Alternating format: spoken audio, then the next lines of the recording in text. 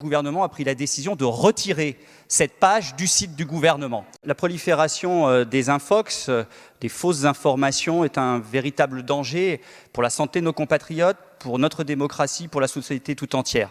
Depuis plusieurs mois, à la demande du Président de la République et sous l'autorité du Premier ministre, le gouvernement se mobilise pour lutter contre ces désinformations et ces fausses informations.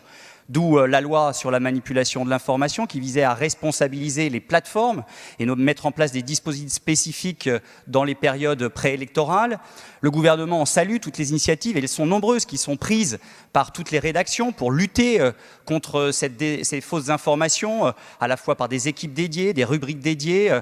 J'ai été moi-même visiter les services d'AFP Factuel, qui a beaucoup investi, l'AFP, dans la lutte contre les fausses informations, avec notamment des dispositifs très puissants de lutte contre l'hypertrucage, qui est une des nouvelles techniques de désinformation.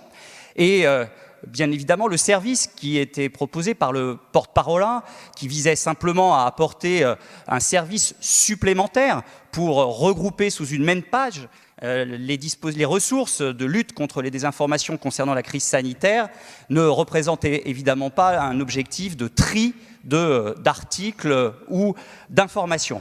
Pour autant, je peux comprendre les inquiétudes qui ont été suscitées par ce service dans les rédactions, parce qu'il ne s'agit absolument pas pour l'État de labelliser les médias ou d'orienter le choix des Français vers tel ou tel média. En tant que ministre de la Culture, garant de la liberté de la presse, garant de son indépendance et du pluralisme de la presse, je souhaite donc vous annoncer que le gouvernement a pris la décision de retirer cette page du site du gouvernement.